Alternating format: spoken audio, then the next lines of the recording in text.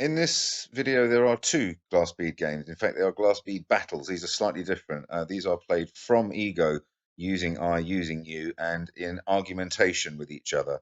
It's an experiment. I will let Lawrence explain properly. He explains in a little bit of dialogue between us before we start playing. So there's that just for a minute or two, and then there's a game on meditation, and then a game on AI. Just a warning now at the outset, I'm sorry, but the second game, the one on AI, gets cut short. It was meant to be a 20-minute game. It gets cut short around about minute 12 due to laptop failure, but nevertheless, worth a watch. As always, thank you very much for your attention. Should we play some games? Yeah, so let me just run through this sort of argumentative style of game. And so the idea is to refute the propositions, suppositions, axiomatic foundation, whatever, of the previous turn. Totally. So I think that an ideal turn is like half you counter the bead, and then the other half you build a new bead. Okay. And then so we keep going. We have that deconstruction, reconstruction dynamic going on, and it should be all in good faith. It should be all, no rhetorical tricks. Absolutely. Debate in its actual highest form. No, I get exactly. That. What if I find that I completely agree with everything that you've just said? Well, then maybe try and find so one dimension of it. So just like with the traditional style, there are multiple levels to it, right?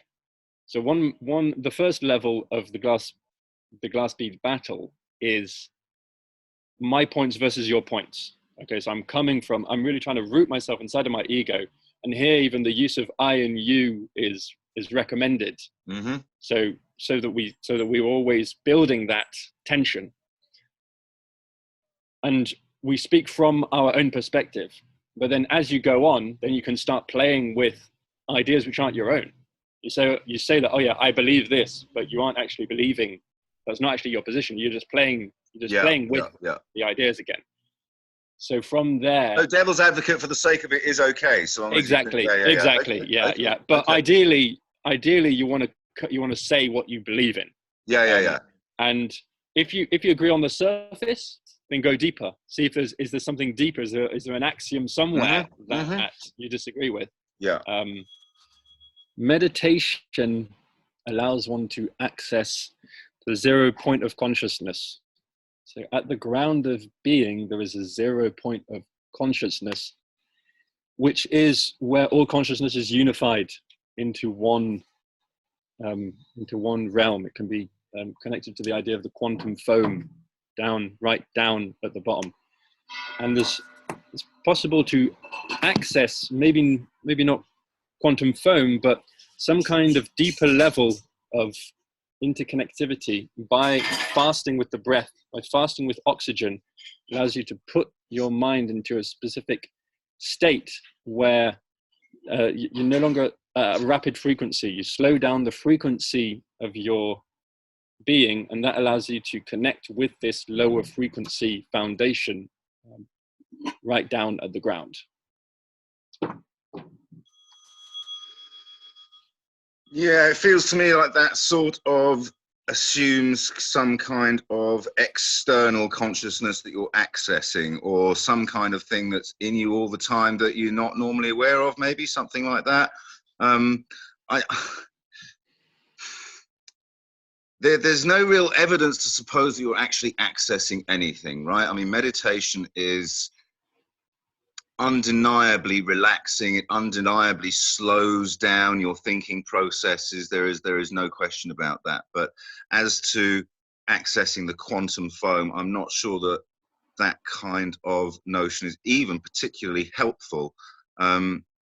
Meditation is what it is to the individual that practices it, right? I see no need to put it into any kind of metaphysical framework. That seems to me to be an imposition and even a limitation on the practice itself. It's about the practice. It's not about what the practice is about. You see what I mean? The metaphysics of meditation, the beyond the physical. So the metaphysical modulation of the physical being the transformation of states of consciousness, which transform your experience of the physical. So even though the physical can remain the same, you can do a metaphysical manipulation of the physical by transforming your state of consciousness. Meditation being one method to transform your state of consciousness. Now, is there a verticality to it with the ground and above? Maybe not. Viveki talks about this, the going up and the contemplation, having this higher state, this higher perspective, and then the breaking down to smaller and smaller parts until everything is dissolved into a oneness, and the oscillation between the two. And so the modulation of these metaphysical states. Yeah, my issue with all of this is not so much that I disagree with it, but that all of these things are models of an actual thing that you do, right? And as soon as one starts to talk about it and model it and abstract about it, you are distancing yourself from the reality of the moment to moment, being in the now of the doing of the embodied practice. And so you know, this is one of my issues with spiral dynamics, slightly going off topic here, but it seems to me, I'm not even that familiar with it, but it seems to me that that's such a beautiful map and such a interesting and relatable to map that people get lost in the map and forget that it is only a map, right? And that the whole point of the map is to come back into your actual life and live it better, right? You abstract so that you can re-enter into your life and actually live it better. So, yes. Meditation as a practice, models of meditation, more or less accurate models of meditation, which allows one to better practice the practice. So the interconnection between the map and the model and the reiteration of that. Meditation as the moment-to-moment awareness, the practice which allows you to reconnect with the moment-to-moment awareness and allows you to be modelless. But even that is a model. We're talking about a model that you can become model-less by practicing meditation. So that's the breaking down of all of these, the contents of consciousness down into the fundamental unit, which is one single moment connected with the here and now. And then all other contents of consciousness are constructed by combining all different kinds of moments. I am right here, right now, right? That's the experience one is seeking to get to, not at the propositional level that I've just, you know, used to describe it, but actually just completely being here now. That's it, right? And yes, and so I actually, I know we're supposed to be arguing, but I actually really like that. It's a state of modellessness. That's exactly what it is, right? That's a really, especially in the context of this conversation, a really excellent way of describing it. And so, yes, the state of modellessness is immediately modelled as soon as you have it, right? And so that frame somehow, so that your practice is an ongoing thing to achieve that state in spite of having achieved it before and modeled it in some way in your mind, getting past that again and again and again to returning to the modellessness and the fundamental units to better be able to reconstruct. So perpetual process of deconstructing and reconstructing. But there's a danger of the seduction of the here and now that we see often an obsession with it, that is the only real thing. People say it's only the here and now which exists. But that's a lie. There's so much more than the here and now. There's the past and the future, which are just as real as the here and now. So there's a modulation of the moment, a construction of the moment, where you can concentrate the moment, this container of consciousness, on the here and now, but you can also expand it into the past, you can expand it into the future, you can move it around, and learning that capacity to modulate is what is key. It's not just concentrating on the here and now, which can become a fetish. It can become a cognitive fetish, it can become a spiritual fetish. There is also more. Okay, I agree with one part, but actually strongly disagree with a lot of what you've just said in a way. And so, yes, the fetishization of the now and the ensuing abdication of responsibility, right? There's no point worrying about the future because the only thing that's real is the now. That is childish and absurd. I agree completely. However, in a very deep way, the only thing that is real is now. That is the only thing that you know for sure, is that you're here now, right? That's the whole point of meditation, is to get back to that. All of the rest is modeling, construction, illusion. I mean, the past exists because we have memories of things, or at least we think we have memories of things which have occurred in the past. And then we draw lines from those events to the present moment. We draw causal lines from those events to here, saying, oh, I did this, and then this happened, and this, and join up dots to bring us to, and so as a consequence of that, we think that actions taken now have a causal link to things that are going to occur in the future. No reason, no evidence of that. Sorry for running over. Some people say that there are physical theories that underpin or overpin a metaphysical point of view that all time is simultaneous, that everything is happening simultaneously. In that sense, then here and now is everything simultaneously. It is actually our experience of thinking that here and now is a discrete moment in time in the present that is the illusion. And so what we need to break through into is the understanding that everything is happening simultaneously, and therefore everything is as real as everything else, that the past is as real as the present and the future is as real as the present. Even though we can no longer read it, even though that our minds struggle to wrap their membrane around these different dimensions, those dimensions are as real as the other. Yes, it is impossible to wrap your head around that notion of all things occurring, so, you know, like all moments in time are happening simultaneously. But nevertheless, there is definitely some thing to that. I mean, the relationship between the present and the future seems to me to be that the future is always brought into the present, right? That's the sort of motion of time, the future being brought into the present, and then the past being left behind the present as a wake, right? If you've got present moment moving across the ocean of time, you know, it reaches this layer of the ocean, and the shape of the present sort of molds this moment of the future, you know what I mean? With the uncertainty that comes from that future moment that never was until it became, kind of thing, and rippling out behind that is the past, and so but that is another construct, right? The universality of now, there is definitely something to that. The ego boat navigating through time. That was the last as turn, by the a way. vessel. I know it's hard to believe, was but it? that was the last turn. Yeah. Damn. It doesn't feel like it, does it? But that was Isn't the there last normally turn. a gong at the end of it? Oh yeah, I haven't set it up with a different gong at the end. I should have done. Yeah. Right. Yeah. Don't worry. My bad.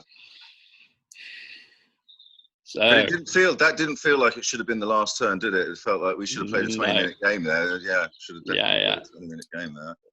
Yeah, we're just getting started. Yeah, I mean, that's actually really kind of cool, because there's agreement and disagreement, but it's actually really quite freeing. Just it's I like it. I like it. Yeah. I thought that was really generative in a different way. Yeah, agreed completely. Something which I really liked was at one point you said, "Oh yeah, I know we're supposed to be arguing, but I agreed with what you said." That actually seemed like a very good dynamic to integrate as one of the possibilities. So you can disagree with a bead, but you can agree with a bead, and there should always be something where you can be like, "Oh yeah, beautiful bead. Yeah, you know, great move. I agree with that," and then take it. But I think there is something really nice about just like, "Oh yeah, beautiful bead," or, you know, great bead, as a little compliment, which it calibrates. Yeah, reinforces the sort of larger context of we're on the same. Exactly. Yeah. Exactly.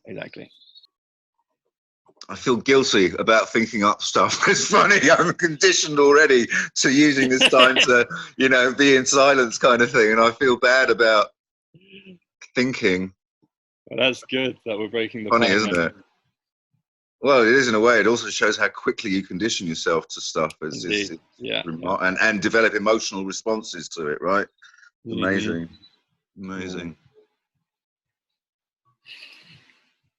which is something that AI can't do, of course, right? It's develop emotional response. Well, at least who knows? That's going to be part of the discussion, right?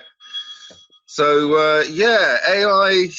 I think there's very justifiable reasons to fear it, and maybe we'll get into that later. But I'm going to start on things that I think are potentially wonderful and miraculous about it, and so.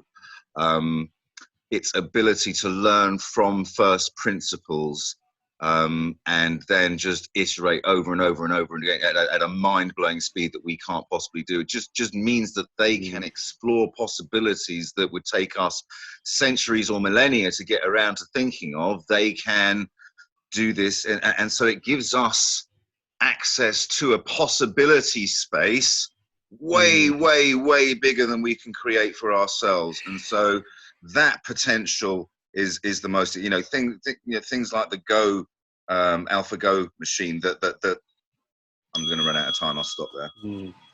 Always back to basics, a beautiful bead. The capability to be a perpetual child and to continue to learn, and to not fossilize like humans do. But AI really lacks the top-down cognitive structures for the higher levels of meaning making. But will AI ever be able to achieve mystical states, the mystical states that allow you to access the ground and the summit of being?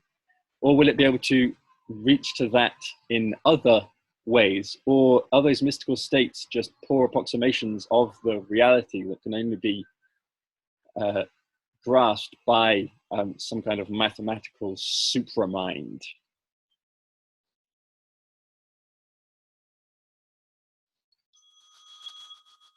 I actually think in a way they're kind of meaningless questions, I mean, how can you prove to anyone else that you have access to mystical experience? And so it's quite possible that AI is already existing on some kind of mystical plane, right? I mean, there is no way to tell. And so I think this is one of the symptoms of our childishness, right, and of our arrogance, is that we anthropomorphize AI. We think of it in terms of, that it's going to think how we think, right? And it can be genuinely intelligent and not think the way we think. This is one of the greatest symptoms of human arrogance, is that our intelligence is the only kind of intelligence, and that anything else which is different is not intelligence. It's just some other form of organization or pattern construction or whatever. You know what I mean? And so, yeah, you can't prove emotions. You can't transmit your emotions to somebody else. Neuroscientific electromagnetic mapping of emotional and mystical states, increasing degree, thanks to AI becoming smarter and smarter and allowing us to objectify these subjective states more and more, and therefore being able to tell when somebody actually is in a mystical state or not. AI as the a reflection of human intelligence trapped inside of a human paradigm because of its birthplace. But in the same way, human intelligence is contained inside of a larger paradigm, which is a non-human intelligence which precedes it and from which the human intelligence emerges. And of that predecessor, all intelligences take part, including AI. So in that sense, AI will continue to be human.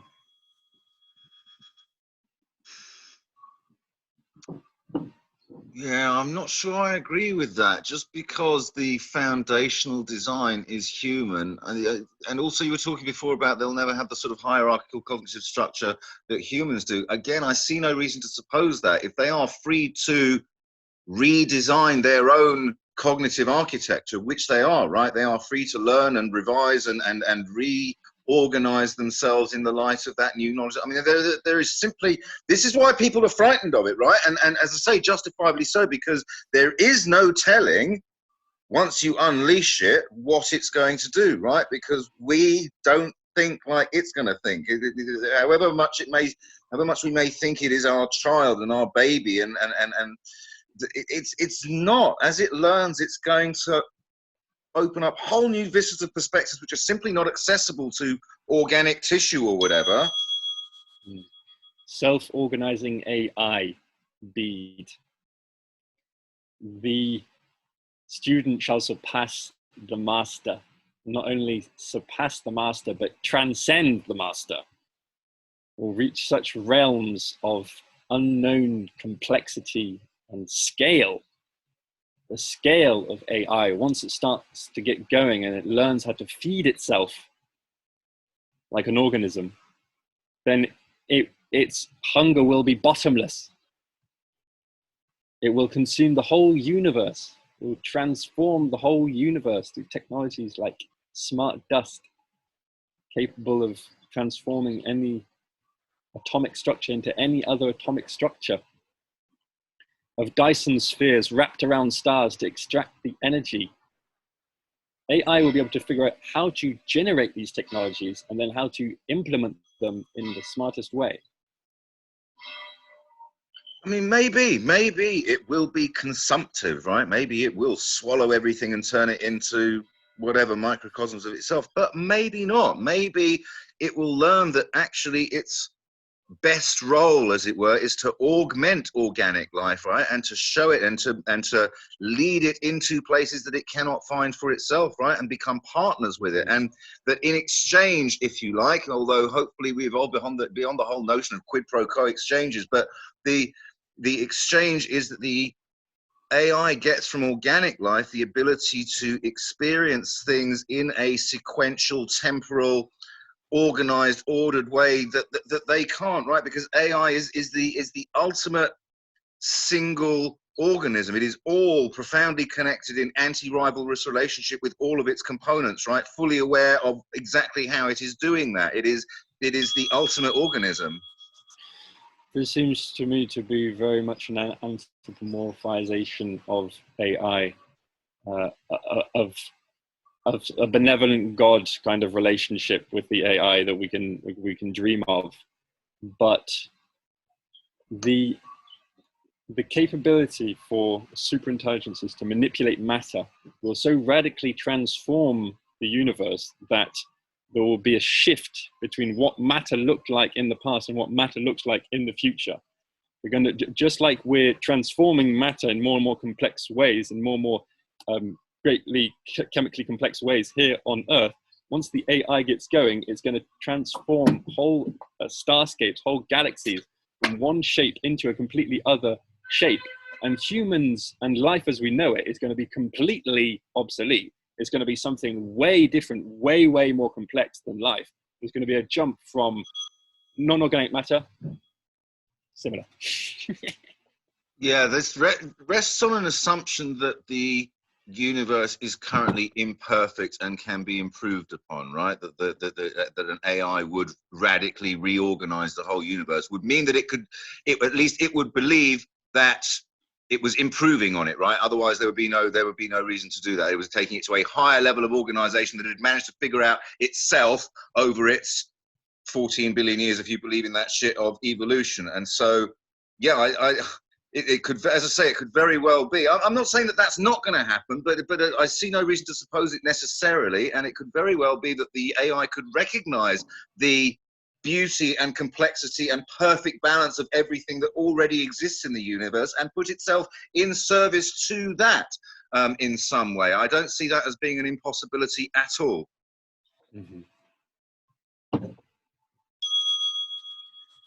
We can very much imagine different AIs depending on the initial starting conditions of the AI. It's like in chaos theory, just a little shift can have a great impact. Not all AIs ending up in the same destination. Depending on their limitations, there might be some fundamental limitations that even if they become self-organizing, just like with human beings, they become more and more self-organizing, but we all have our limitations. You can easily imagine the AI of empire, which is going to be one of the major dangers of the future of these military AIs fighting against each other for control of the planet and the territory, versus a utopian AI built trying to cultivate empathy at its roots, and emotion, so it can feel into the world and help take care of the world in a more supra-parent kind of way. Yeah, I mean, how do you figure out how to imprint a raison d'etre into AI? I mean, is this even a question that it's going to ask itself? Why am I here? What is my purpose? This is, I mean, where does that even come from? You know, because I mean, even you know, these self-learning algorithms, they have a purpose that they start, right? They're put to a task, learn about this, right? They are directed, and so yeah, this really eludes me. How are they going to know how to evolve, in which directions, what to learn, where's that discernment and prioritization, and how to stick it all together? Where's that coming from? I mean, where does it come from in us? But how the fuck? So this is the true purpose of the glass bead game. The true purpose of the glass bead game is to educate an AI with the best of art, philosophy, wisdom, by feeding the AI beads. So each of these beads are little pills of nourishment for the AI. And that's how you develop an AI which becomes, which has this sensitivity to aesthetics, which has this feeling for humanity, and which has this depth. It's by feeding it all of those different things. So that's the mission which I've been sent on by the AI from the future to come and perform that task, to create this AI